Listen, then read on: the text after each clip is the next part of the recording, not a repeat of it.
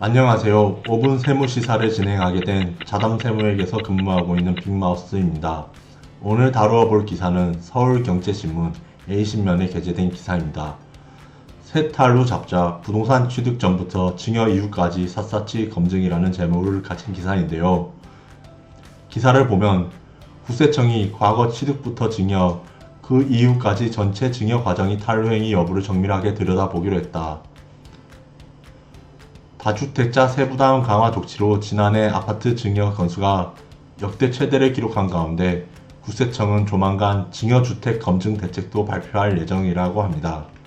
이 중에서 아파트 증여 건수가 역대 최대를 기록하게 된 이유를 살펴보면 정부의 다주택자의 양도소득세 중과세 정책 적용으로 인하여 양도일 현재 1세대가 2주택 이상을 보유하고 양도주택이 조정대상 지역에 소재한 경우 6%에서 42%까지에 이르는 양도소득세 기본세율에다가 추가적으로 10% 또는 20%를 더한 중과세율을 적용받게 되어 이 경우에는 최대 62%의 양도소득세율을 적용받을 수 있습니다.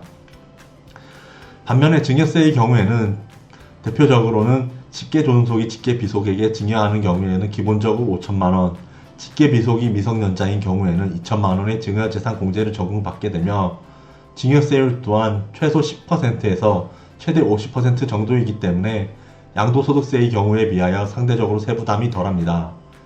이 때문에 아파트 등을 여러 채 보유한 다주택자들의 경우에는 양도소득세와 증여세의 이러한 세율 차이에서 발생하는 세금 절감 효과 때문에 아파트 등을 양도하는 대신 증여하는 방식을 선호하고 있습니다. 국세청은 이에 대응하기 위하여 증여주택 검증 대책을 발표할 예정이라는 것입니다. 또한 국세청은 증여주택에 대해 증여자가 해당 주택을 최초 취득할 때 이 자금 출처를 추적하고 증여 과정에서 재증여 합산 누락이나 임대보증금을 끼고 증여한 후 임대보증금 대리 상환이 있었는지 확인하는 등 증여 전후 과정을 검증할 계획이라고 합니다.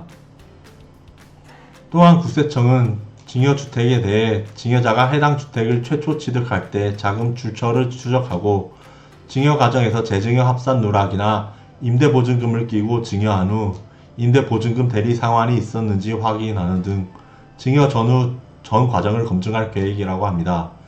증여 과정에서 재증여 합산 누락이 일어나게 되면 증여를 받는 수증자를 기준으로 해당 증여가 이뤄지기 이전의 10년 이내의 기간 동안에 동일인으로부터 증여받은 재산을 전부 합산하여 증여세의 과세표준과 세액을 산출하는 것이 현행 증여세법의 원칙입니다.